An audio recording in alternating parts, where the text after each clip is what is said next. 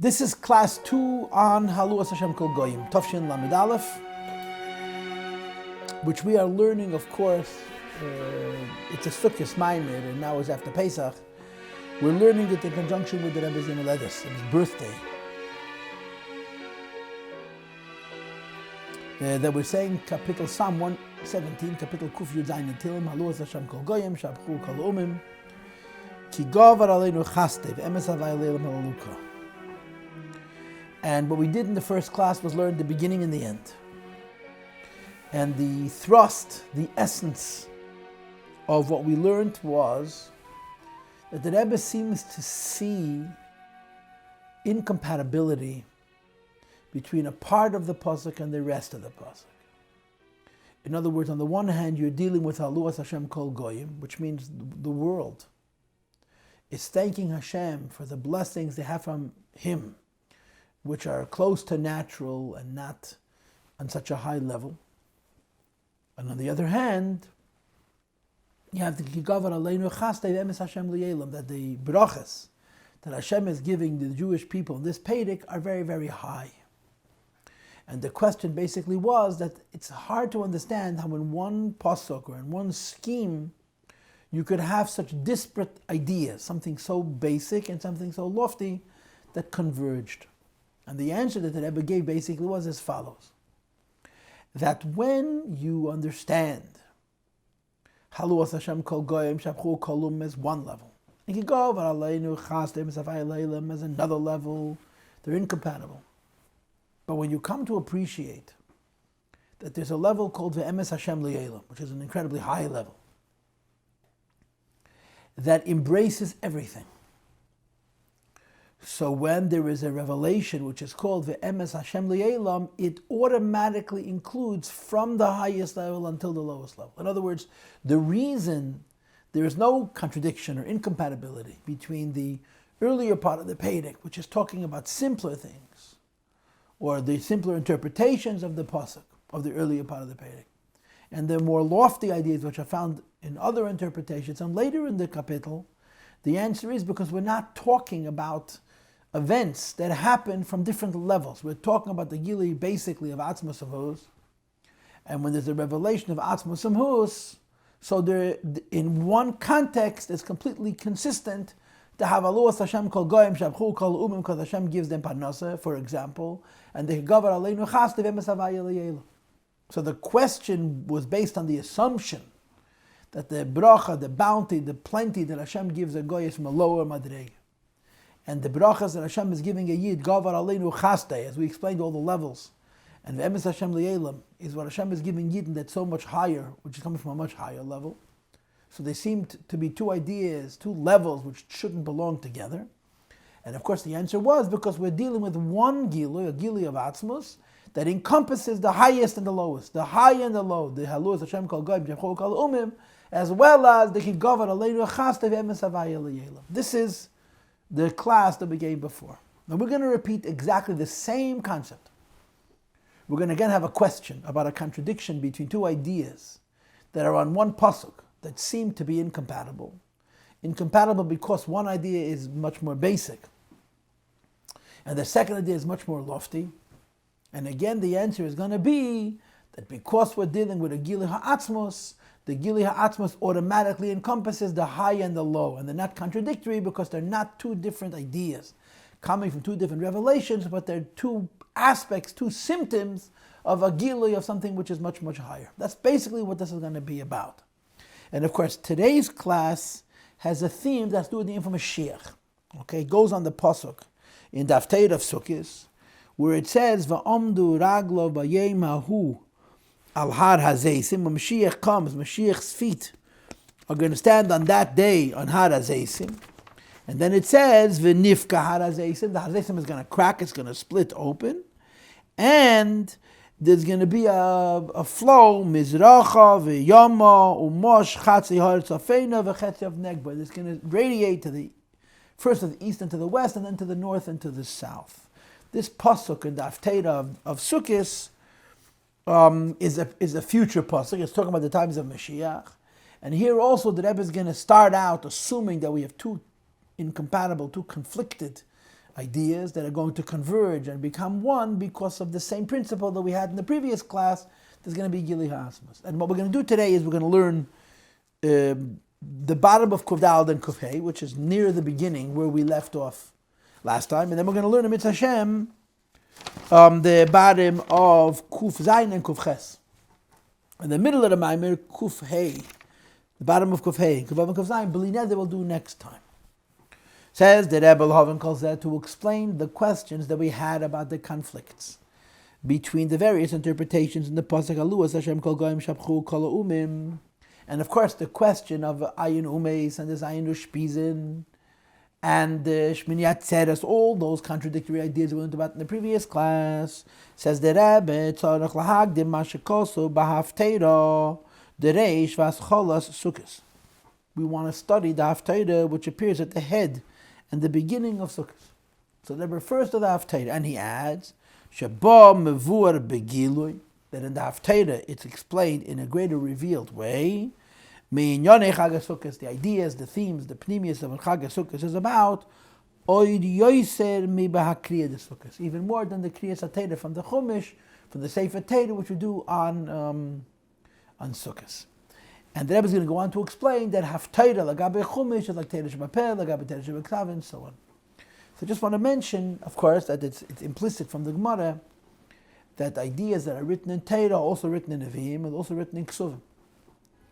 And that the way they appear in Torah is on one level, the way they appear in the Nevi'im is on a different level, the way they appear in Ksuvim is on a third level. Technically, Torah is called Torah because this is only Moshe Rabbeinu. Then there's Nevi'im is called Nevuah, and Ksuvim is called Ruach HaKodesh, which is lower than Nevuah, although sometimes it has a higher source.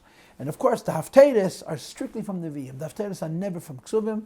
The Haftarahs are always from Nevi'im. In other words, the Haftarah that we reach is the middle level. It's not, in quotes, as low, end quote, as the Ruach HaKodesh of Ksuvim, but it's lower than the Gili of Torah, which is in the Chamishi Chumshei Torah, which is in the Torah Shebeksav. So the Rebbe has a Siche. I'm sure the Rebbe has many Siches, but one of the Siches of the Rebbe, he said in Tafshin Nun Beis, mamish weeks before the stroke, Pashas B'Shalach. And the Sikh is about the Haftarah of the Haftarah of Pashas B'Shalach, which is the story of Vero Barak. And the Rebbe discusses there's different Haftarahs connected to Shira. You also have Shira's David, which we read on Shvi Shal Pesach and so on. But why do we do Shira's Devera on Pashas B'Shalach? And one of the points that the Rebbe makes in that particular Sikha is that the difference between the Torah and the Nevi'im. In other words, we all know that the Nevi'im that we say in the Haftarah are meant to have, and have in fact, the same teichen, the same theme, the same essence as the Parsha. Because there was a time that we're not allowed to read from the Chumash, or there was a takana made that should read from the Nevi'im. And when the Gezerah was abolished, and Yidden were again able to read from the Torah, they decided to continue reading from the Nevi'im in the tradition of Minig Aviseinu B'Yadeinu. So the Rebbe said the difference between the theme of this Parsha, the way it's written in the Torah, and the same theme of this Parsha, the way it's written in the Haftarah, is that in the Parsha it's written as it is in the Zman of the Beis HaMikdash, in the time of Giluyim, and in the Haftarah it's written as it is in the times of Golus.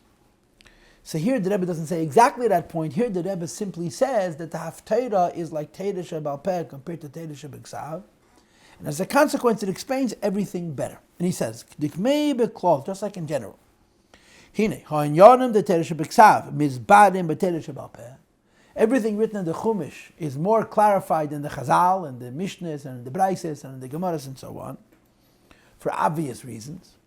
Al derech zehu gam bechav daled svarim shebeteidah shebeksav gufa. The same can be said about the 24 books of the Tanakh themselves, that shanyanim shenemru b'Torah b'kitzur b'remez v'chuli, those ideas that are written in the Torah briefly, and may in fact only be a riddle and a hint. Hine.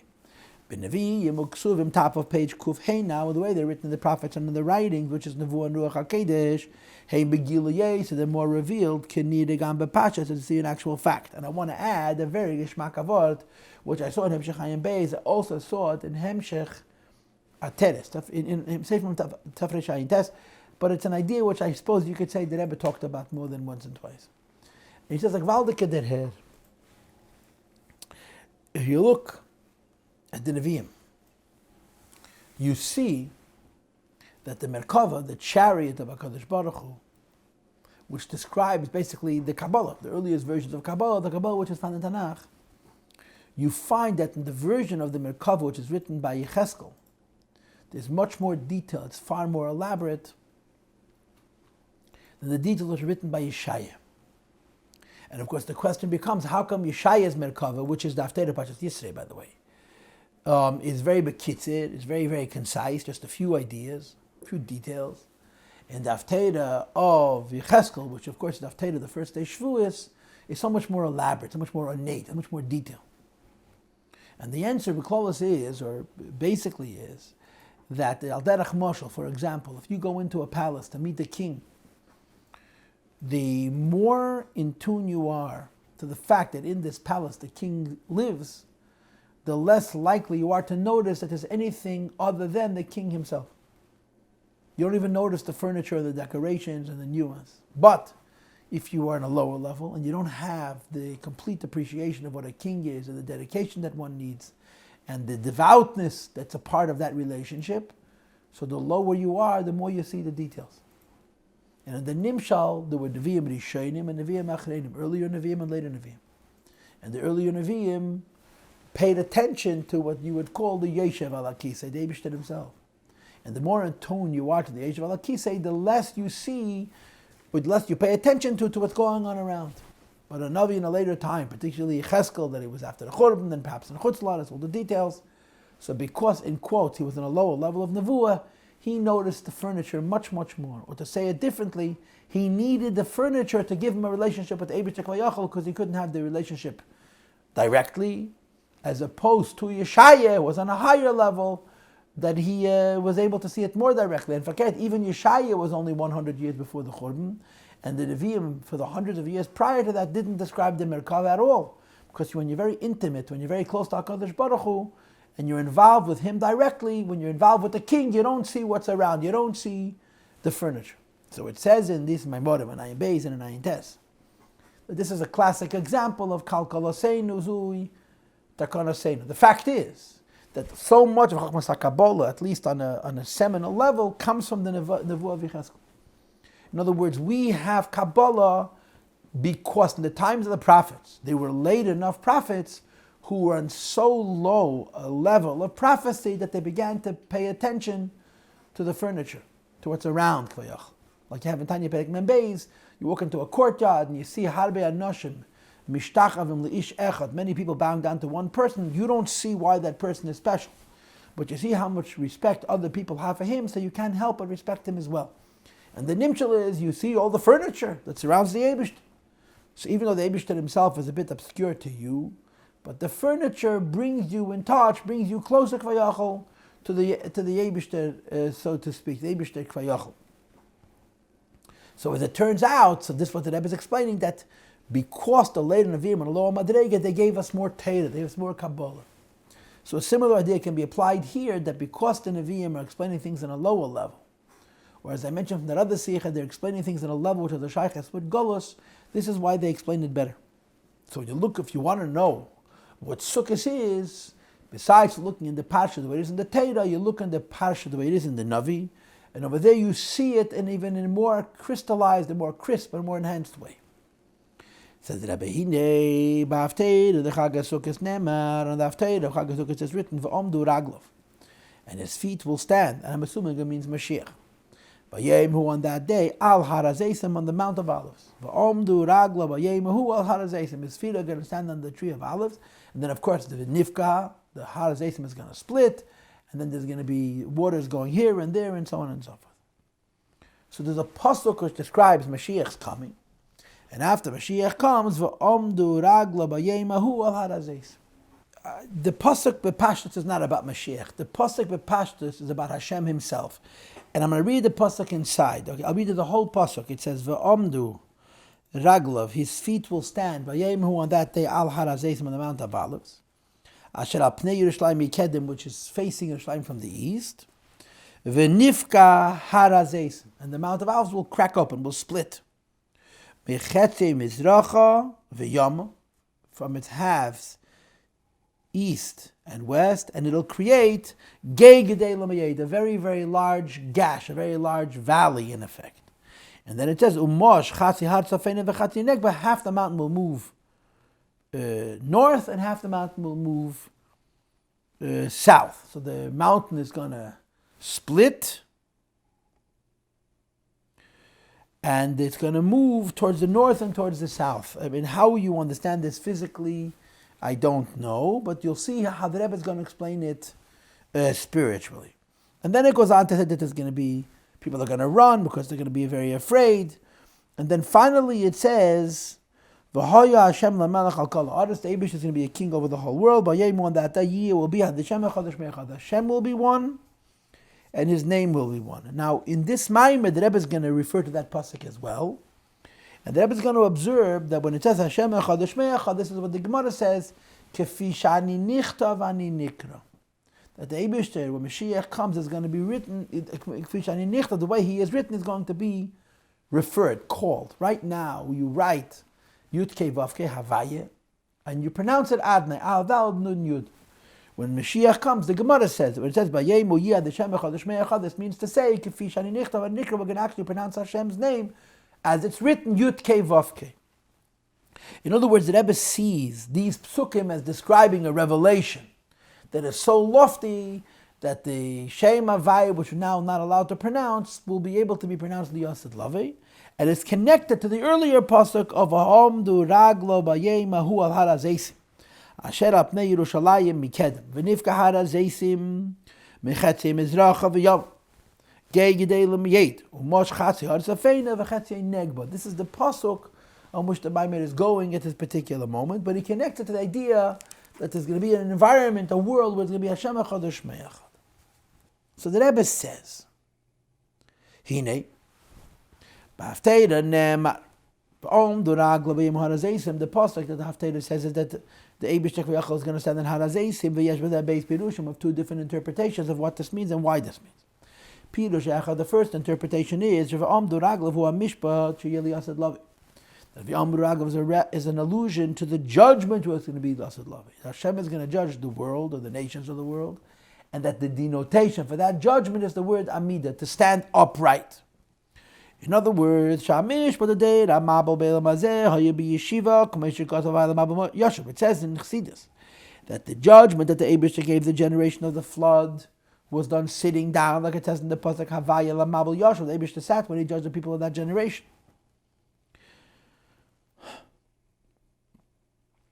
Mishpat Lasud Lavit Yebamida. When Mashiach comes, Kvayachal the Eibush is going to be standing, like it says in the pasuk V'Omdurag Lavagim. And of course, the question becomes, what's the difference between the judgment in the times of Neach, times of the Mabel that the Eibush sat when He judged, and the judgment of the Yasad Love, the Eibush is going to stand when He judged?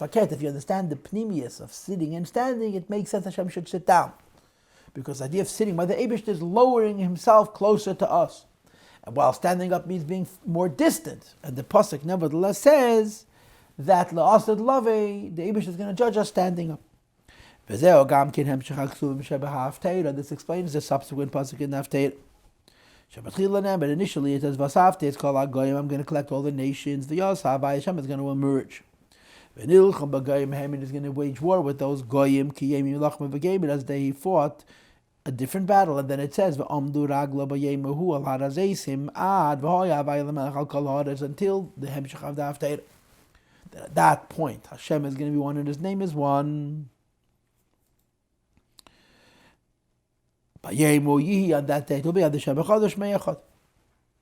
V'Om Duraglav, that the first interpretation of the words V'Om Duraglav is even for judgment. Because in this Haftarah it seems quite obvious that the Eibush V'Yachal is judging the nations of the world. But this is the concept of judgment. Sheyishpeit es hagoyim v'chul, is going to judge goyim.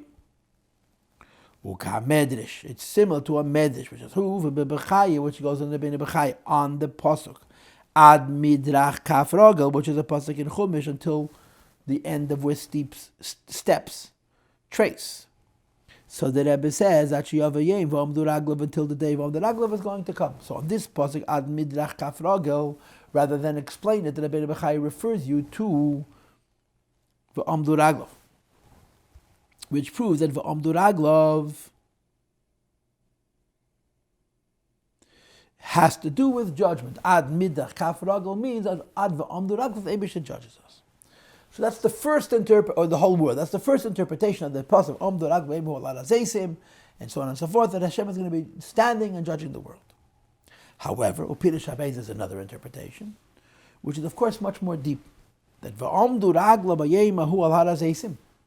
When it says in the pasuk that when Mashiach comes, the Eibishter K'v'yachal stands on the Mount of Olives, and he cracks it, and so on and so forth. It's an allusion to an incredibly high level or high levels, which will be when Mashiach comes. Upirush Habez, who the second interpretation is Sheva'omdu Ragla B'yeimahu al Harazeisim. The idea that La'asid Lava Hashem's feet are going to stand al Harazeisim. Koi al bechina nailas b'yeser is not a reference to an event, and especially not a reference to an event that has to do with non-Jews, with the judgment of Goyim, but rather a very, very lofty revelation, sheyir la'asid, which is going to be when Mashiach comes. In other words, the very same words are also interpreted to refer to something on a very, very high level.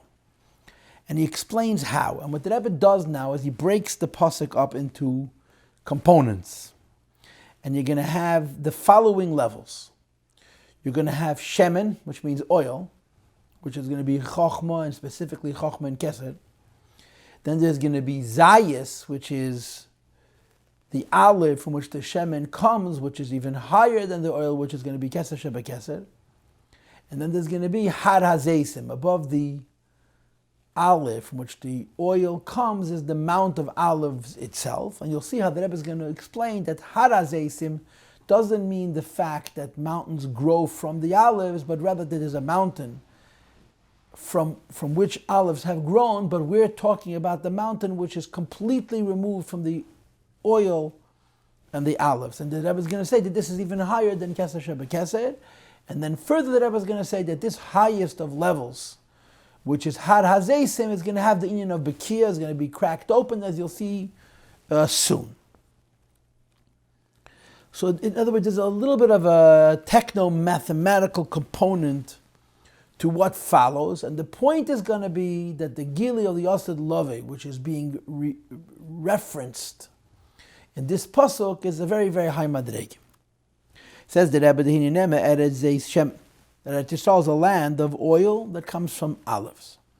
Shemen made al bechinas chokhmah. Shemen is a reference to chokhmah, and you'll see in Mitzvah Shemen the next shir that it doesn't mean chokhmah of atzilus, because that would be called mayim. It means chokhmah stima, chokhmah of kesed. And then you have zeisim, the olives, shemehem esim shemen, from which the oil is made. Moedim lebechinas makara chokhmah. This is the source of chokhmah sheba kesed. It's even higher than chokhmah sheba kesed. And again, the Rebbe is going to explain momentarily that this is a reference to kesed sheba kesed, Golgalta. And then you have har hazeisim, Mount Olives. Shehu hamokim shebei semchim zeisim. It's this place from which the olives sprout and grow. In other words, it's moker hazeisim, the source of the olives, and accordingly, it's above the level of zayis. In other words, if you want to understand what's the madreg of har hazeisim, you need to understand why it's called har hazeisim. It's called har hazeisim because they produce zayis, and zeisim are zeisim because they produce shemen zayis. So shemen zayis becomes the lowest level, and shemen zayis is already chokhmah stima.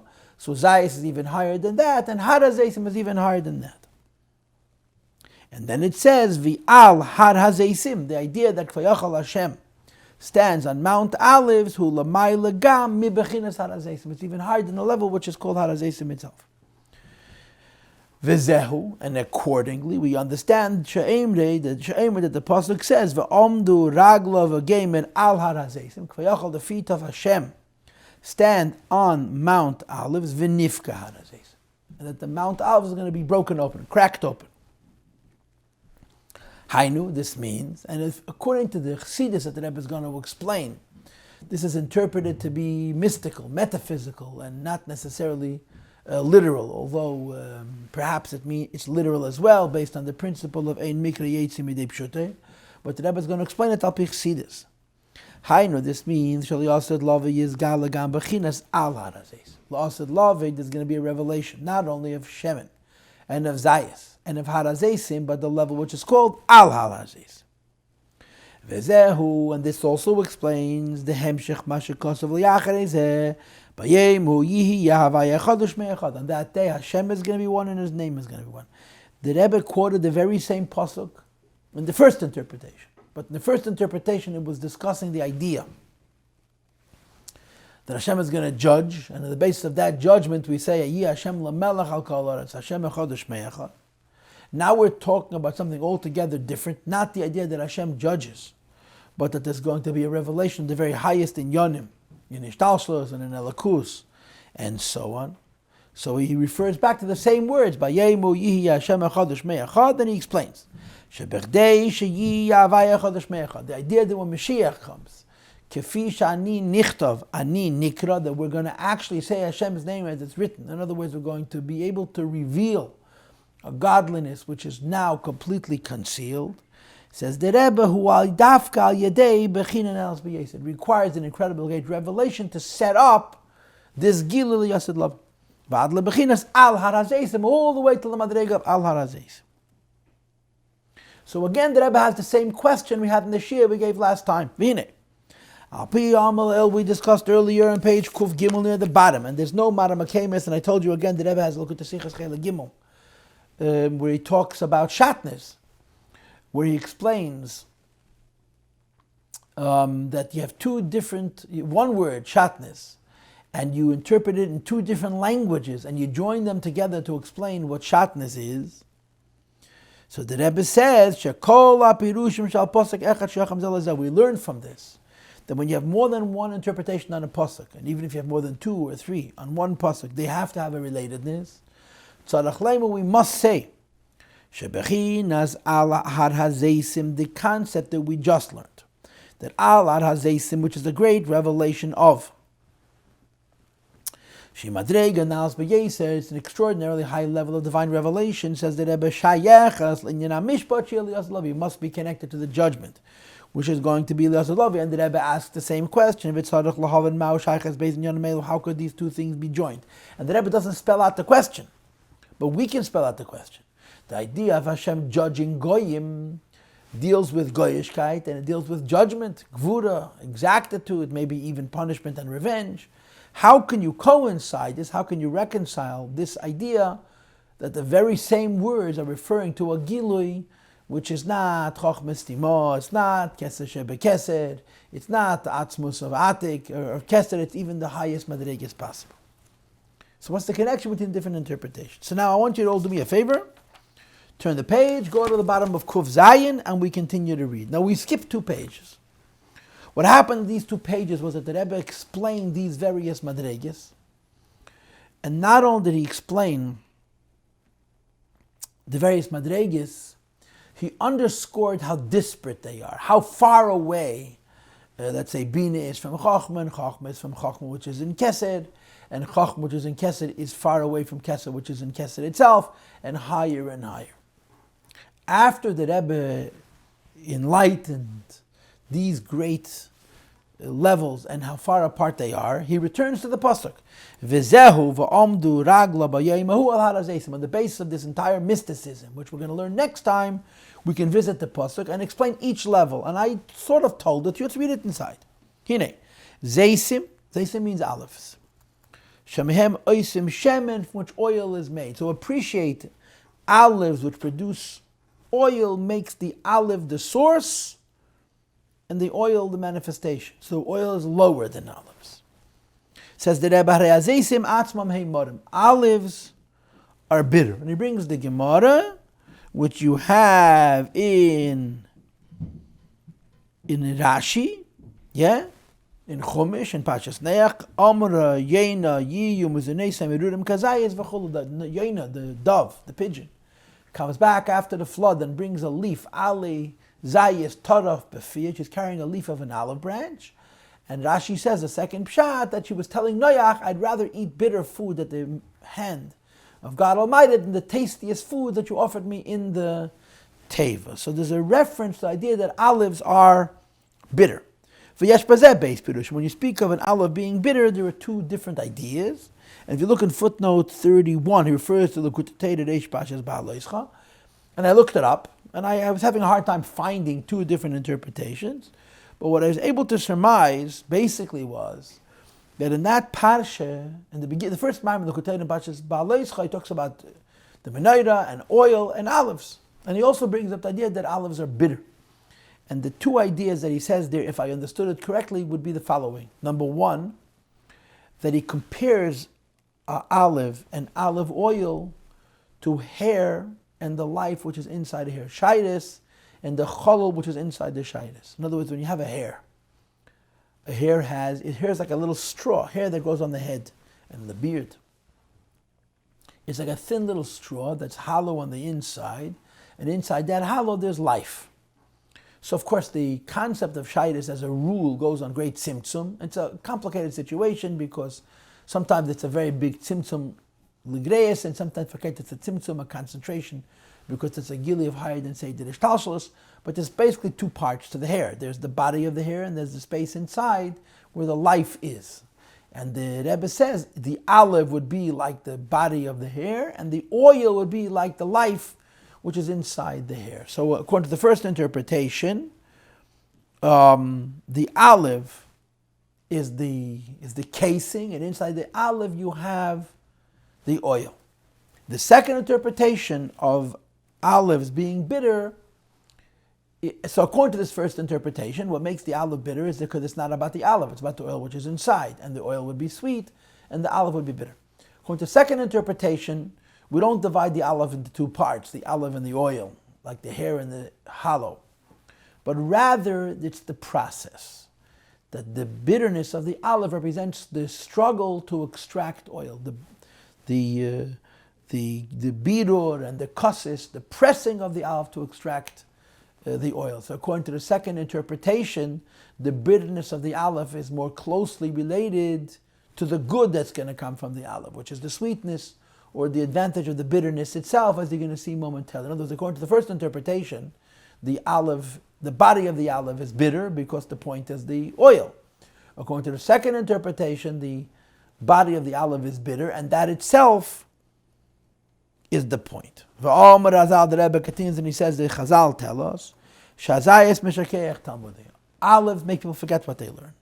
And shemen zayis, the oil inside the olive, Meishiv Talmudei, makes people get their learning back. Now, I'm not sure exactly what this line does in the context of this conversation. It's how it's connected to the line before or the line after. Because olives forgetting your learning is a bad thing. And the argument that Rebbe wants to put forth is that the olive's bitterness is actually higher than the olive oil's sweetness, unless you say that the idea of forgetting is an intermediate step, right? You learn, and then you forget your learning, so you can learn on a higher level, like the story with Rab Zera, that the Rebbe always brings in the Maimorim, but that he forgot Talmud Bavli, so he could learn Talmud Yerushalmi, but it's not flushed out. It just says a statement that olives make you forget and oil makes you remember. How do you explain this phenomenon of an olive and the fact that the olive is bitter and so on? So he says as follows: Zayis hu ha'avoida de'eskafia ve'eshapcha. He chooses the second interpretation from the Maamar and Likutei Torah, not the first interpretation that the olive's bitterness is, so to speak, a dead end, but rather that the olive's bitterness brings the sweetness, or it's something better than sweetness, which is going to come subsequently. The olive creates an environment or represents struggle. Shehem dugmas k'tisha hazayis. Just like an olive needs to be squeezed to extract oil, so the olive symbolically, and therefore the olive is bitter to symbolically represent the struggle of extracting that oil.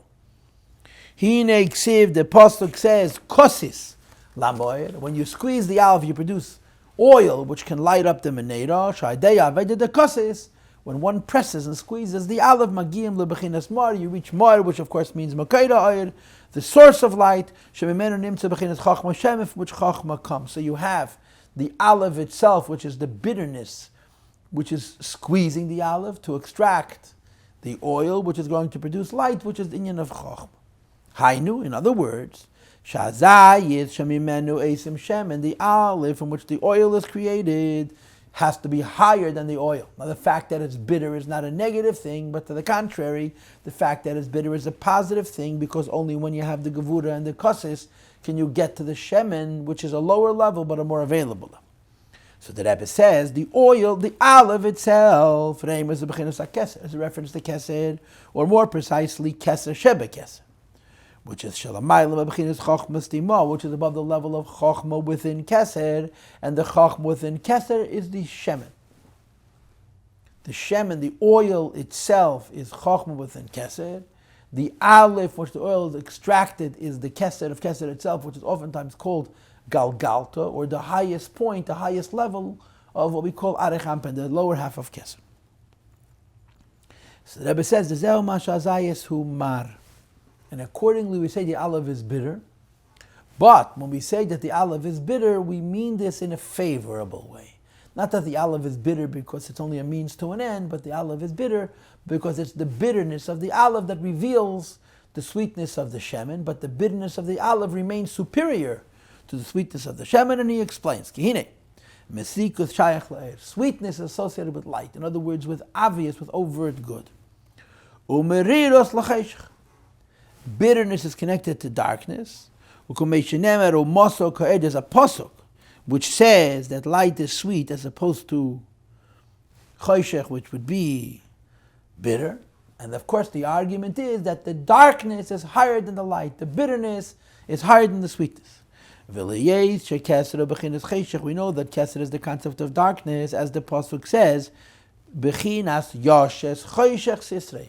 Hashem hides his mystery, Hashem hides his secret in darkness. In other words, the concept of darkness, al pi Kabbalah, is not less than light, it's more than light. Like if you have an overwhelming light, you're blinded by it. Like the concept which is found in Chassidus from Chazal, called the Sagi Nohar. Why can a blind man not see? Because he has too much light. It's blinding. Similarly, darkness is higher than light. And in this case, the bitter olive represents the darkness, and the sweet light, which is extracted from the oil, is a lower level. So we're describing darkness, which is above light. And then he brings a quote from Zayar, which really confuses me. Ukamaymer, it says in Kabbalah, Keser Elyon, the supernal level of Keser. Afagav diyu tzach metzuchtzich, it's a light which is pure and purified. Ukamhu, it's black. So Keser is black. Now, when you say Keser is black, and you further say that the blackness of Keser is greater than the light of Chochmah, or Chochmah Shebe Keser, which is the Shemen, the argument is that darkness is higher than light, right? Look at the next three words. Kamei ilas ilas. Next to HaKadosh Baruch Hu. In other words, when he brings the pasuk Yoshes Cheshach Sisrei, which is his first proof that darkness is higher than light, it's a good proof that in the darkness you have Seiser. But when he brings this Maamar Azoyer, Keser Elyon Af Agav Di'iu Eritzach Im Etzuchlich Ukam Hu Kodem Iz Ilis, that's exactly the opposite, because this second proof is saying that Keser is dark compared to what's higher than Keser. Keser is black compared to what's above Keser. And the argument here is supposed to be that Keser is dark compared to what is lower than Keser. In other words, the darkness being described is a darkness which denotes an advantage, something more favorable, or a darkness which denotes a disadvantage, something less favorable. The first proof, Yoshes Cheshach Sisrei, puts darkness, forgive my pun, in the positive light. The second quote, Ukamu kamei ilas ilas, puts Cheshach in a negative light. And I really don't understand. I honestly don't know where the Rebbe brings it. It's a Tzarachian, but Imrei Kumikem, as the Rebbe brings from the Yerushalmi. Anyway, let's move on. Bottom line is the olive represents bitterness or darkness, which is superior to the oil, which is sweetness and light. The olive itself, which is an allusion to keser, humar, it's bitter, and the shemen, which comes from it, is sweet. Okay, so far so good. Then he continues, if the oil is lower than the olive, and the oil is considered light and sweetness, and the olive is considered darkness and bitterness, the mountain from which the olives grow is even deeper, is even more dark, in other words, less available, less revealed. And how does he explain it? That Kmeishen is by a little bit in Kesed Shebekesed v'Chochma Shebekesed. Just like we explained earlier. Earlier means a little bit today and a lot in the class we're going to give next time. That there's a huge disparity between Chochma in Kesed and Kesed, even though they're on the map so close to each other, there's a great distance between them. And of course, Chochma and Kesed are respectively Zayis v'Shemen. The olive itself is Kesed Shebekesed, and the oil would be Chochma Shebekesed. Shebechinas Kesed Shebekesed or Nidl B'Yerech. Bechinas Chochma Shebekesed, Kesed Shebekesed or Golgalta is much, much higher than Chochma Shebekesed. Al derech zehu gam b'negeya le'erech dezeisim laharazes. There's a similar kind of distance philosophically exists between the olive, which is Kesed of Kesed, and Mount Olive, which has to be higher. But he doesn't say what Madrega Harazesim is. You want to say Harazesim is Atik? You want to say Harazesim is Ratlaw? I don't know. There's no Kabbalistic allusion made in the Maamar to categorize this, which of course is a bit frustrating. It leaves you unclear. But it's higher than Golgalta, higher than Chitzenius HaKesed, even Kesed Shebekesed. Shebechinas Harazes, level which is called Mount Olives, who Nivdel Be'erech Mechinazesim, is higher than the level which is called Zayis, Olive. And he argues his case very profoundly. Okay, and I'm going to preface. The idea that an olive is higher than olive oil makes sense, right? Because it's the source of it. The idea that a mountain from which an olive grows is higher than the olive also makes sense, because the relationship between the olive and the mountain is similar, basically, to the relationship between the olive and the olive oil. The olive oil cannot exist without the olive cannot exist without the ground from which it grows. But the Rebbe is going to make an interesting argument, and the argument is going to be that the distance between the fruit, the olive fruit, and the mountain is 2 steps away. Why? Because Hashem planted in the earth koyach hatzemech, an ability for things to grow. Right? It says in the pasuk, Tachi Aretz Deshe, Esav Mazriya Zere, Eitz Pri Lamini, and so on and so forth. And it's explained in Kabbalah and Chassidus that Hashem put into the ground the promise, the prospect, the possibility for things to grow. But the argument is that this koyach hatzemech, the power of creating life in the earth, which is the basis for all of agriculture, all that grows, is called tsemeach shebedem. It's the aspect in the ground and the earth which is the source for life of tzmich. But even deeper and higher than that is daimim shebedemim, the ground itself. The daimim shebedemim doesn't produce life. The daimim shebedemim just is. It's an inanimate thing. It's a mineral. And the daimim shebedemim is more hidden from a relationship with olives and oil than the tzemeach shebedemim. Now, of course, physically, you and I would say, well, the daimim shebedemim is desert. It's nothing. It's useless. It has no life. And the tzemeach shebedemim is organic, and so on and so forth.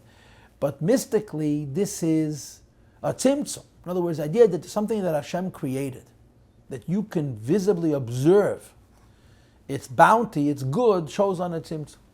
The idea that Hashem created something and from it you see no blessing, on the one hand it's obviously disadvantageous because you have nothing from it, but on the other hand that represents the idea that Hashem is so infinite that nothing of what He is can possibly reach us. In other words, the olive is removed from Mount Olives 2 steps. First of all, it's removed from Mount Olives in as much as Mount Olives has the power of life, the Ke'ech HaTzemech, which is in the mountain. And then it's further removed from the mountain itself, which is called Daimim Shebedem. Now let's read it inside. It says the Rebbe. The idea is, on page Kuf Ches, I guess 9 lines into the page. When an olive grows from a mountain, or a plateau, or any kind of surface of earth. But in this case, it's Harazes, Mount Olives, it's the fact that in the mountain there's the potential for life, which the Eibishter put there. The idea that the mountain has a level which is called Daimim Shebedemim. The literal translation of the word Daimim, as I've told you in earlier classes, is the silent one. And Daimim Shebedemim means the silence within the silent one, which is deeper mystically than the Tzemeach Shebedemim. Shahu Atzmi Sahar, which is the mountain in relationship with itself, says the Rebbe, Nivdal Me'azesim is completely removed from the Aleph. Because it's not even the source from which the Aleph grows, it's simply the place which is the basis for the growth of the Aleph, but it's not the source for the Aleph's growth. Says the Rebbe, we know the mysticism, the Torah of agriculture, that things grow from the earth. Hashem put the bracha of life into the earth. However, it's not growing from the earth itself. It's the organic aspect within the earth. The bracha, which is called koyach hatzemech, it's one of the Asar Maamar, it's one of the 10 utterances of creation. The Tachi Aretz Desha, which is the maamar associated with producing agricultural life, plant life, is called tzemeach shebedem. Which is the reason why when a person says about a fruit that grows from a tree, that is created fruit that grows from the ground, yotza. Right? The halacha is you're supposed to say the right brachas on everything you eat. And if you don't know the right brachas, so then you're supposed to say shakal b'dvarei, but shigagas talmud eilazad, you're supposed to know the right brach. So on a vegetable, something which grows from the ground directly, you make a be'er pri hadama. Something that grows from a tree, a fruit, you say be'er pri eitz. What if you make be'er pri hadama on a fruit? So if you made a be'er pri eitz on a vegetable, if you made a bracha for something that grows from a tree, on something that grows from the ground, you have to make another bracha. But if you made a be'er pri hadama, you're blessing the earth for something that grows from a tree, you're yaitz. If a fruit grows from the essence of the tree, it has nothing to do with the ground.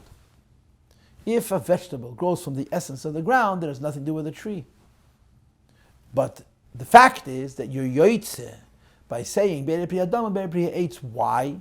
Because it's not the essence of the tree and the essence of the ground.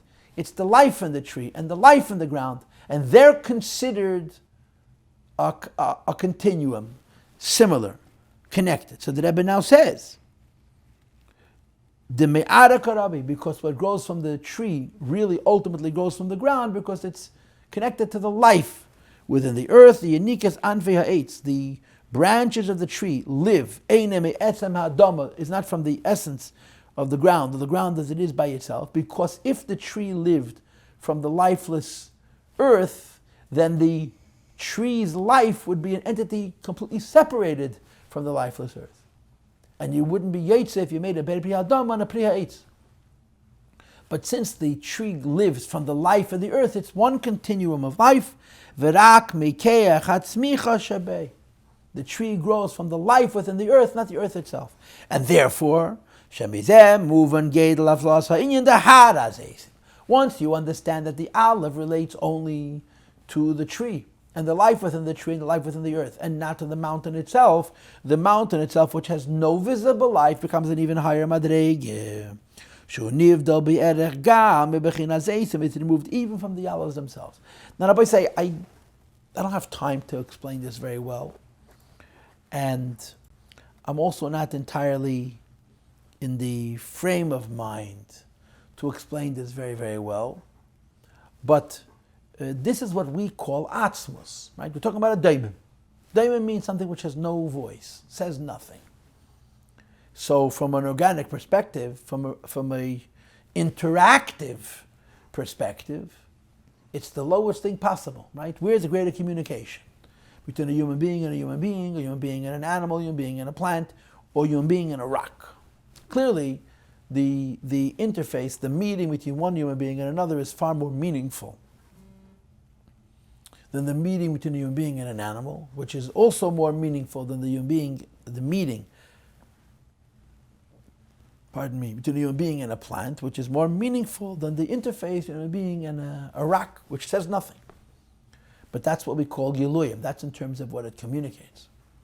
But in terms of what it is, it's the other way around. It's a marshal for etzem. The fact that the stone says nothing is because it represents something which is beyond what can be communicated. In other words, the same idea. If you can see the greatness of Hashem, if you could see the greatness of HaKadosh Baruch Hu, you're seeing His humility. And when you don't see the greatness of HaKadosh Baruch Hu, you're seeing more than His humility. So the stone, the doimim, represents seeing Hashem on a level where He's showing you nothing, because it represents not how Hashem is tzimtzuming Himself so that His communication could reach you, but how Hashem is in His etzem. So Har HaZeisim is 2 steps removed from Zayis, because Zayis is alive, and it's related to the Keach HaTzmicha in the Har, and the Har HaZeisim itself is higher than that. So you have Shemen, Zayis, and Har HaZeisim. And when Mashiach comes, Kvayachol, the Eibishter stands on Mount Aleph. And then it says further, V'zeo Masha Kosa V'nifka Har HaZeisim. And then it says that the Mount of Aleph is going to split open. Now, there's something very, very interesting and important about this next point that the Rebbe brings. V'nifka Har HaZeisim, that Mount Aleph is going to split open, because there is no reference to anything coming out of the mountain. The biblical passage describes the mountain being cracked open, whether we understand it literally or as a metaphor, but it doesn't say it cracks open and water comes out, cracked open and life comes out. It's simply that it breaks open, cracks open. So the Rebbe is going to analyze this detail of V'nifka, and he's going to, in effect, zero in on the fact that when the Pasuk says V'nifka, it's not referring to what's going to happen consequently. That when the Mount of Aleph splits, such and such is going to happen, but rather the Mount of Aleph splits, stop. In other words, we're referencing the significance of the Bekiyas Har HaZeisim, the splitting of Har HaZeisim, without identifying what subsequent gift or offering can emerge from that. And this is very meaningful, as you'll see in a moment. So let's read it inside now. This is the idea of a nifka Har HaZeisim, that this Mount Aleph, which is higher than oil, is going to crack open. It says the Rebbe shall also love a yumshach when Mashiach comes. There's going to be bringing forward of Bechinas Har HaZeisim Atzmi, the godliness of Daimim, which is Atzmas Mamish, which is even higher than Golgalta, which is represented by the Har HaZeisim itself. Hainu, in other words, Bechinas Hadeimim Shebedeimim Shebei, the silent one within the silent one in Mount Aleph. In other words, the level of Har HaZeisim, which communicates absolutely nothing because it represents Etzem, is going to be cracked open, which is the idea of V'nifka. And the Rebbe gives you a parallel for this. There's a discussion in Hasidus about the concept of the thing being. We know this happens to be Sukkot, that there's a Shpizim. And the Shpizim have Psukim in Tanakh, which are referenced in the Zayir. And the Pasuk, which is brought by Yankov Avinu, was the Pasuk, Oz Yiboka Kashachadidach. But Yankov, it says the Pasuk that then it will be cracked open like the Shachar, like the morning cracks open the darkness of the night. Now the word Yiboka is the same exact letters as the word Yaakov, which is why this Pasuk is cited. And there's a special connection with the Yankov Avinu and this Pasuk Yiboka. And there's a lot of Chassidus on this. The Hagam Shaha'er Shenimshech Derech HaBekiah. When you have, the mashal is, Oz Yiboka Shacharecha, by the way, is in Chassidus brought for Tzimtzum Rishon and the Kav. It's brought in Samach Vov and it's brought in Nayim Beis. And I'm sure it's brought in other places as well. That the Kav happens through a Bekiah. And I'll tell you basically the idea.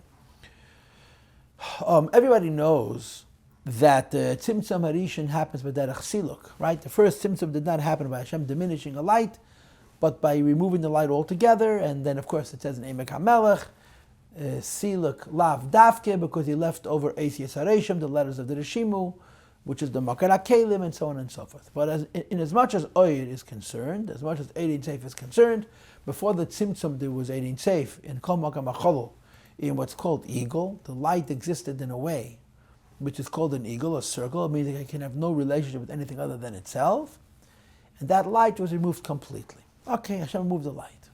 Then it says, HaKadosh Baruch Hu, the Eibishter Vayachol, drew into the Makam HaCholol, into this empty vacuum, empty space, a kav.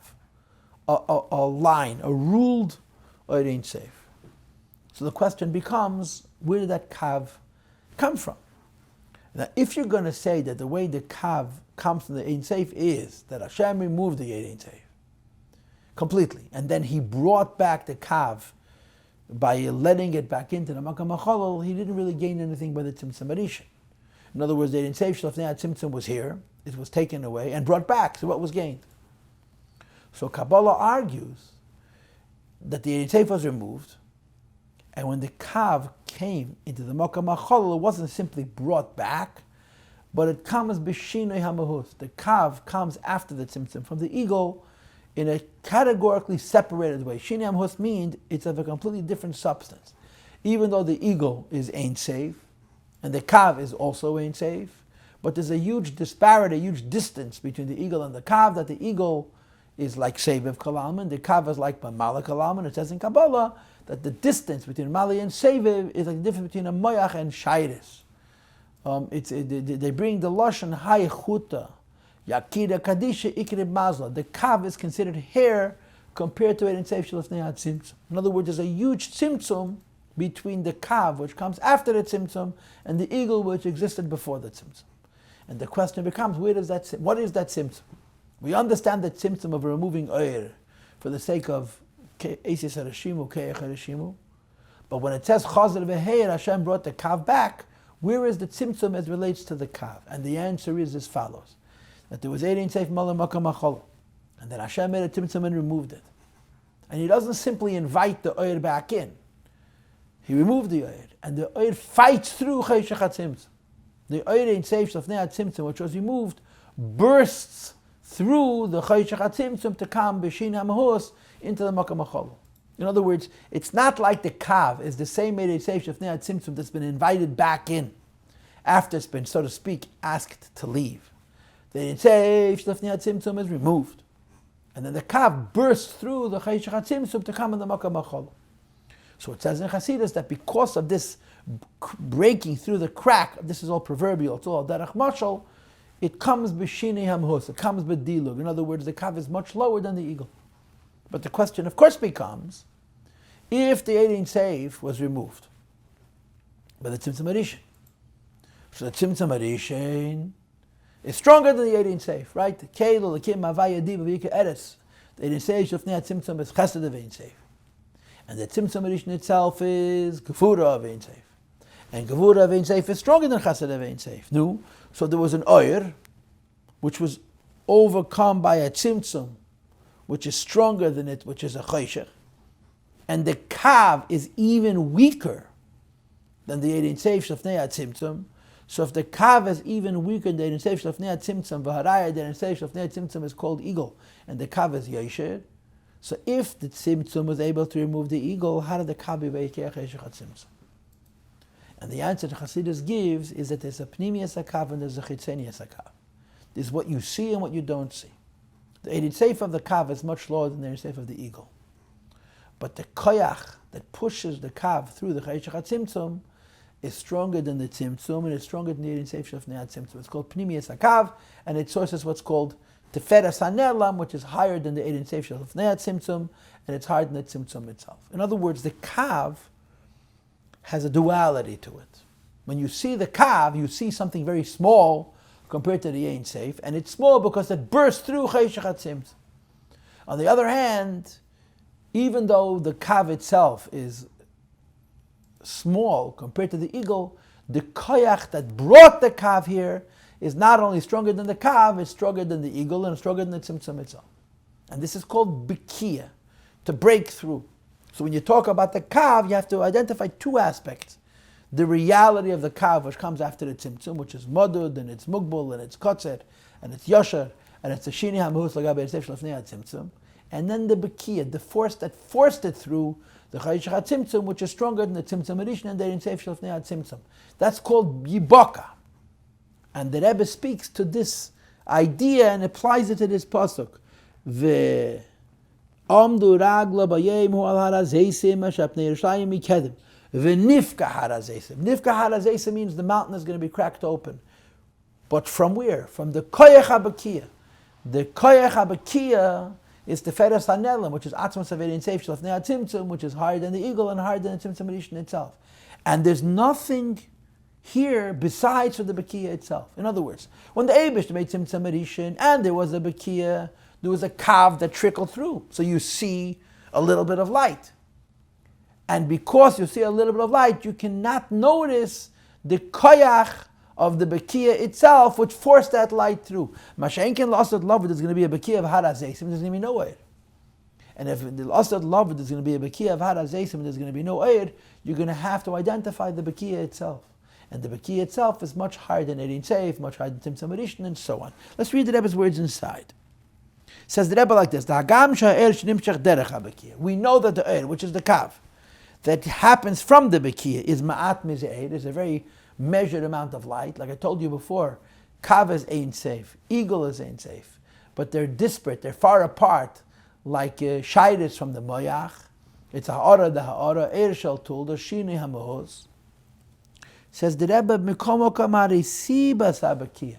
Let's not talk about what bursts through, but the fact that it bursts through is mitzat tagbeiras eir, is because this is an oil which is higher than Ein Sof and even higher than the Tzimtzum Rishon. Okay, do a marshal. Chassidus brings the physical marshal. Mechavis shenis malakol. They say you have a barrel, and it's full, and there's more fluid in the barrel than there is area. So what happens? Actually, there's more liquid. There's more volume of liquid than the space will hold. Some of the fluid seeps through, shoots through cracks and holes. And the fluid will escape through these cracks and these holes. But how much fluid is going to escape? Only the overflow. So the volume of water or liquid will remain inside the barrel, and a little bit of liquid will burst through because there's no room for it. So, the volume, the amount of water, a liquid, which seeps through these cracks, is only ma'at meze'er. But don't focus on what is emerging, but the force that caused it to emerge. It's the full barrel, and the force and the pressure that it creates that pushes this little bit of fluid out. So the little bit of fluid is a little bit of fluid.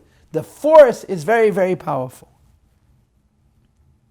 That when you see the light that bursts through the cracks of Tzimtzum Rishon, which we call kav, so the Eid itself, what we call Kabbalistically in Chitzenius HaKav, is less than the Eid itself. But in that little bit of Eid, need a keach b'chinas etzem. The power that it presents or represents, that it shows, is the etzem itself, shalamaylam b'chinas ha'gilui, which is above the whole content of the revelation. V'sharsha misham k'mavur b'sid shar ha'sukkos. So, in the mashal of Oz Yibocha Kashachar Erecha, the crack allows a very little bit through, but the force that created that crack is a very, very high thing. And al derech sebayos, that is Harazeisim, and we explained that Harazeisim is 2 steps above Zayis, which is further a step above Shemen, because we're not talking about Semeach Shebedaimim itself. And then the pasuk says v'nifka Harazeisim. The nifka Zayis is going to, the Mount Olives, the Daimim Shebedaimim is going to be cracked open. And what are you going to have? Nothing, except the mountain as it's been cracked open. And therefore the Rebbe now continues and he says, V'yeseidim izekan. Here there's even more. Why? Because v'hu inyan v'zehu inyan v'nifka Harazeisim atzmei. In our case, the Mount Olives is cracked open, and this is what you have. You have the Bekiah itself. There's not going to be an alternative thing which is causing it to, a force to be cracked through, and so on. The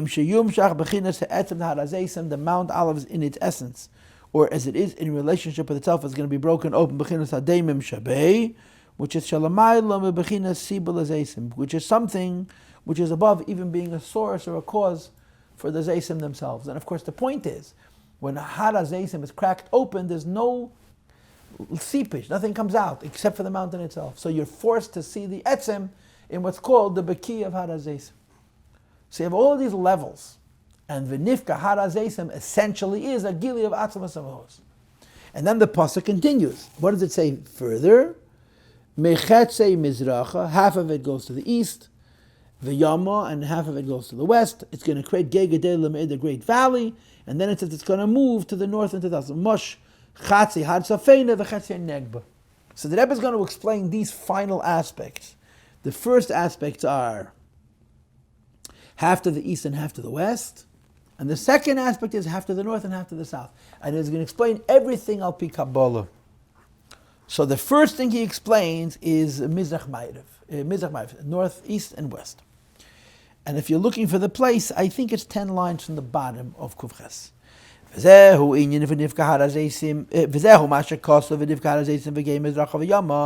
this cracking open of the mountain is going to be east and west.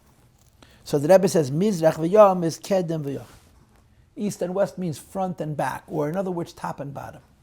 So you're talking about Kav, yeah? Kav is the ruled light of Ein Sof, which comes from a high place to a low place.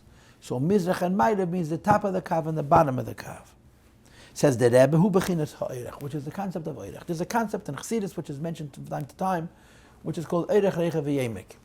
That when you have an idea, for example, the orech of the idea would be bringing it from one level to a lower level, from explaining it from a Rav to a Talmud to a lower Talmud, and so on. That would be called orech. Reichev would be the ripples. How from one idea you have a second idea, and a third idea, and a fourth idea. And oimek, of course, would be the nukud. But as a rule, the word oirech means bringing something from a higher level to a lower level. But there's a presumption of tzimtzum. There's a presumption of diminution. When you go from a higher level to a lower level, it becomes less. So the Rebbe says that this is an unusual case of oirech. V'hu bechinas ha'oirech, the idea of east and west, represents the length. In other words, shenimshach milmayla lamata, is drawn from a higher level to a lower level. Dugmas hakav, like a ruled line of a vav. Shenimshach milmayla lamata, which is drawn from a higher level to a lower level. So he continues. Hine, eifin hamshacha b'derech klal. Normally, when you would have a metaphor of a kav or a vav, it would be shekol ma sha'er heilach v'nimshach. As you draw the line from higher to lower, each point on the line would represent Hoylech hu mismait, it's diminished. However, the zehu dafke, this idea that when you go from a higher level to a lower level becomes less, is only kasher tchila sam shacha, when the beginning of that line is mibchina hashayach leishtalshlus. When you start off with something which is close to hishtalshlus. In other words, it's measured and limited, or it's a metzias, or it's a gilui. So when you take it from a higher level to a lower level, it's diminished. But when you reveal etzem through a kav, it remains the same, like the briach hatich and mavriach menakotza lakotza. It doesn't change from the ktei ha'elyon to the ktei ha'tachten. So the words v'nifka harazesim echetze mizracha v'yama are remez, that when the harazesim is cracked open, it creates a kav from the highest point of ishtalshelus to the lowest point of ishtalshelus. But because it's emerging from this deep bekia, and as I said to you before, it's not like because there's a bekia, there's a ha'ora. There's no kav. There's the gili of the koyach of the bekia and the mark of the koyach of the bekia itself. So it's nimshach from the chila of the kav to the seif of the kav without a shinui. On the asad lavik shia bekias harazesim and Mount Olives itself is cracked open, and there is no secondary hashpah. Only the hashpah of the daimim shebedamim, the harazesim itself. Says the Rebbe, it brings forward the etzem which is above ishtalshelus, and then oz tiyam shacha mizracha v'yama translates the Rebbe lamayla ulamata b'shava. The highest level and the lowest level are equal. So the Rebbe says the cracking of Mount Olives is even higher than harazesim, and it's a gilui of the keyach habakia which comes from atzmus through harazesim without any levush to distract from this atzmus. And it produces Mizrach Ma'ariv, which means a kav that doesn't change from the highest madregas to the lowest madregas. What about the last part of the pasuk, that the mountain moves north and south? So now he continues 5 lines from the bottom of the page. In context, if east and west means a straight line, north and south would be 3 kavim, right? We have 1 line, but we know that in Tikkun there's 3 lines: a right side, a left side, and a center. Yamin, Shmeil, Emtza. And normally we would say that the central pole is takabriach atichem avrich menakotza lakotza, but the right pole and the left pole are more limited, right? So the Rebbe says that what's the meaning of the words umosh, which means they're going to move. Chatzi har safeina v'chatzi negba. So the Rebbe azay. וזהו, גם כמו שכתוב לי אחרי זהו, מוש חצי הר ספינה וחצי נגבה translates that Ebed Safena v'negba him kav asmil v'kav hayamin. The idea of east and west is the central pole that comes from the highest level to the lowest level without a shinui. The northern pole and the southern pole represent kav hayamin and kav asmil, where there's medida v'akbala and there's chalkus and so forth. So when it says, Hine, liyasid lave gishiyah v'nik b'harazeh nivka harazeh so Mashiach comes, the harazeh itself is cracked open. Oz umosh. There is a mosh means movement of tzafena v'negba, and he explains it in two ways. Either his batlos hakavim mitziyusam, the idea that there are three kavim is bittled altogether, or his skalalos. The three kavim become one through a process of inclusiveness, like the idea of lei smola b'hayatika v'chuli. In other words, that the three kavim become all as atzmi as the kavim tzai, and I have to apologize for not having time to explain this. So the Rebbe concludes, V'zehu gamkin masha mesayim. Once you understand that this pasuk is describing a most incredible Gili Alakus, it's higher than Zayis, it's higher than Shemen, it's higher than Zayis, it's higher than Semeach Shabadimim of Har Hazesim, it's even higher than Daimim Shabadimim of Har Hazesim, because we're talking about V'nifka.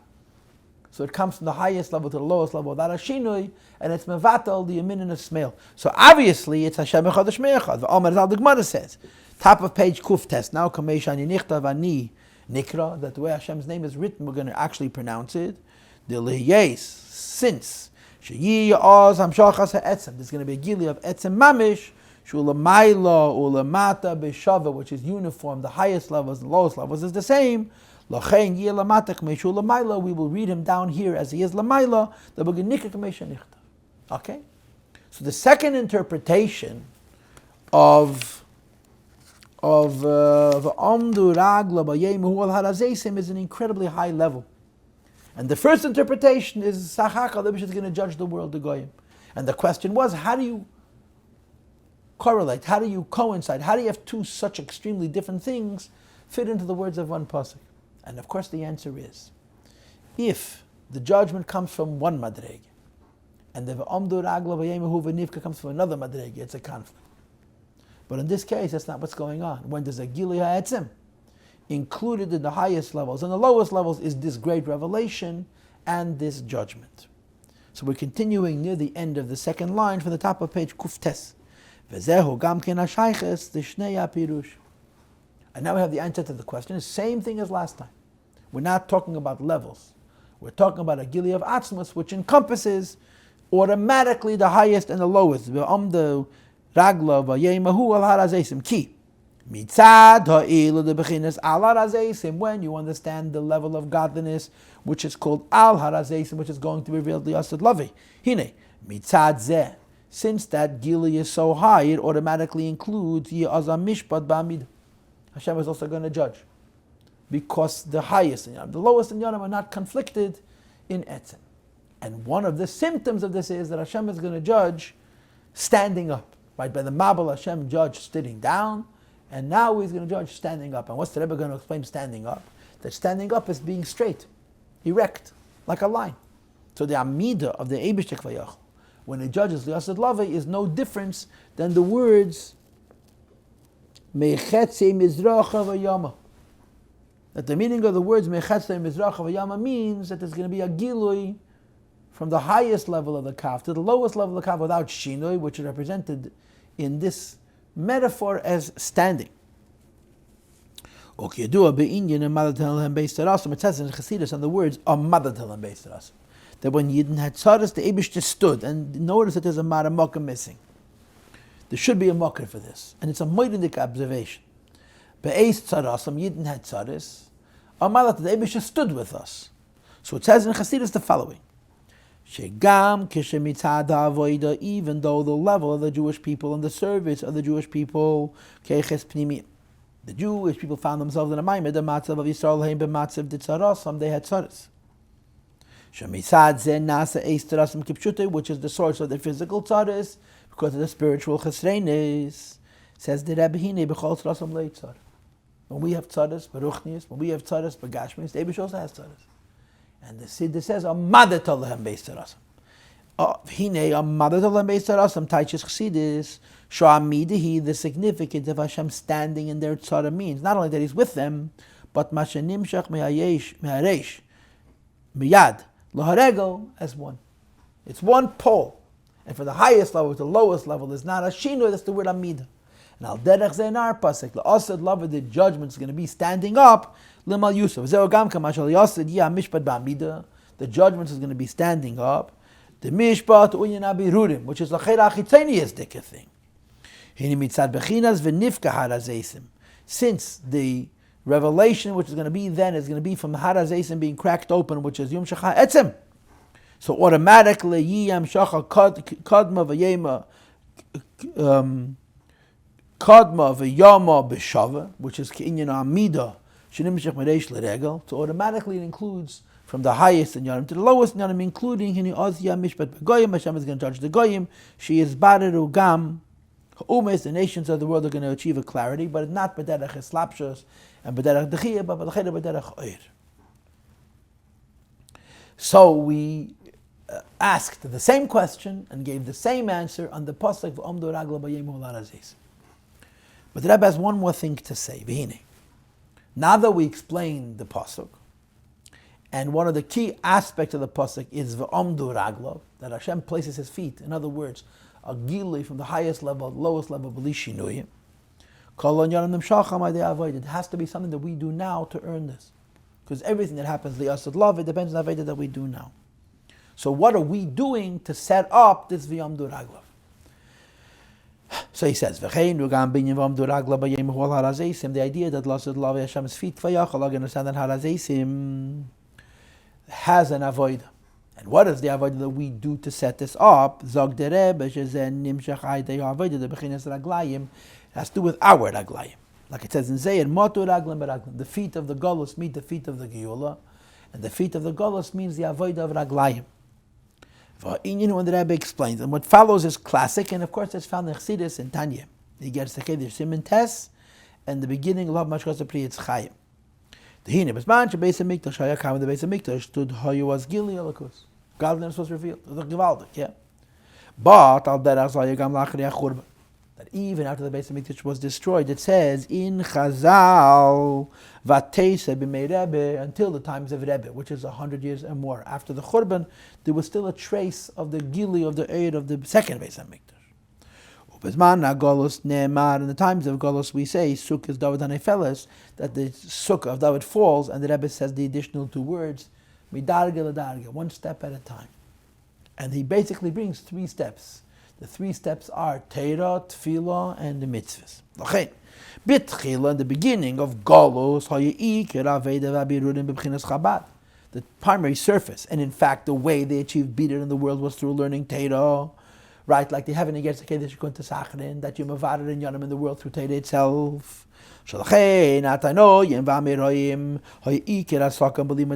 preoccupied with Teira, and of course, the Alter Rebbe says in Tanya against the Kedesh Siman Tes that v'talmud Teira keneged kulam hayibiyameyim, that you served Hashem primarily through Teira was in the time of the Shas.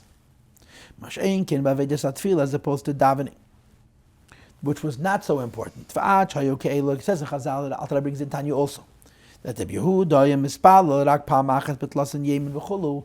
He davened once every 30 days because Ikir Asaka was benazikin and so on. So there was a tkufa where Teira was the most important thing because they were in the highest madregis. But later on, they were on a lower level, and now the Ikir Aveda was with the heart. There's no service, there's no worship, like the worship of the heart. Work which one's done, davening. And it says in Priyetz Chaim, that the Ikar Aveda is Tefillah. And I believe that included in Tefillah is also the Yinam Mesiris Nefesh. And now the Rebbe continues, however, Bazman, the Ikvis Meshicha, the heels of Mashiach, which is even lower. Shenof, Lavachin Sukkah, David, this Sukkah of David, which keeps falling, as low as it could possibly fall. Ad Bechinas Raglayim, to the level of the feet.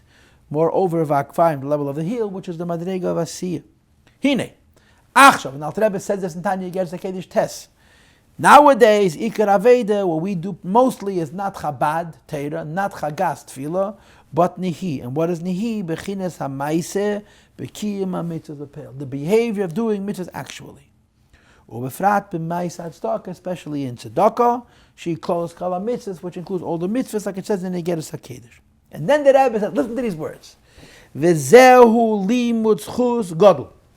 This, the idea that before Mashiach, the most important thing is tzedakah, is an incredible limud zchus, favorable argument. And the Rebbe says in Yiddish, a gewaltige limud zchus, al deir zeh in our times. And he means, b'pashtus, post-Holocaust. Shekol Yisrael Shabedeir Zeh, all the Jews of our generation, B'chol HaMedinas, all over the world, Mitztainim B'yeseh B'nesinas HaTzedakah, they're outstanding in giving tzedakah, B'oifen Shaloi Haya Kein B'deiras HaKein, in a way which in earlier generations did not exist. People give more tzedakah, dollar for dollar now, the Rebbe says, than ever before, and it's a meirindik alim tzchus. I once heard from a Yid, and I remember from whom I heard it, but he never told me when, that the Rebbe said once in a Fabrengen, that there were three countries. There was a country of Torah, there was a country of Tefillah, and there was a country of Tzedakah. And the country of Torah was completely wiped off the map. The country of Tefillah survived with Mesiras Nefesh. And the country of Tzedakah was untouched. And then the Rebbe burst into tears. In other words, there was Poland, there was Russia, and America. And the Rebbe said, from the Makom of Torah, nothing was left. From the Makom of Tefillah was survived with Mesiras Nefesh. And the Makom of Tzedakah remained whole, which is so powerful. And the Rebbe says, this is our avodah. Shayadei avodah zu, through using our feet, which is the yin of Ma'asav Tzedakah, Makim b'mesuk, as David ben Nifila, so we stand up, the suk is up from where it's fallen, Kimvo begins like the shram. And this is what we do to earn the va'amdu raglav, the feet of HaKadosh Baruch Hu rest on Harazese because of the motto raglan beraglin, the yin of Ma'asav Tzedakah. And he connects it to Sukkos. With the Shayach of Frat Limei Sukkos, like it says in Kabbalah, that Erev Sukkah is supposed to give tzedakah. There's a special connection to Sukkos and tzedakah. And I'm thinking, they don't give a reason. They never spoke about this. They're supposed to give extra tzedakah Erev Sukkos, as they shouldn't kiss Ve'erizal. Maybe that's the reason, because the yin of Sukkos is Ma'isa B'Peil, which is tzedakah. Shetzarech lefazer moyes laniim Erev Sukkos. Vayidei yavedes tzedakah b'Ma'isa, by giving tzedakah behaviorally. B'chines raglayim, at the level of the feet. Hine. Ragli the nuk from Me'erim, Ragli the Tchura, our feet, Kvayachal arouse, Kvayachal the Eibishter's feet, Vaidei is a nimshach, and this brings down, Va'omdo Ragla, Bayemu Halar, Azeisim, the Motor Raglan Beraglan. Vaidei is a nimshach ha'etzem, and reveals the etzem, Shalmal B'chinas ha'giloi, and it's the same idea like it's written in Lag Beimer, which is grade now, when I'm giving this shir, after Pesach, Tovshin Ayin Chesed, Taka Lag Beimer, which is Hoyche Beheid, which is also etzem. So we did the beginning of the Maamar, the end of the Maamar. Halus Hashem Kol Goyim, Shakul Kol Lom Rovalim Chastem. We did the inner flanks, if you will. And the next year we'll do the middle of the Maamar.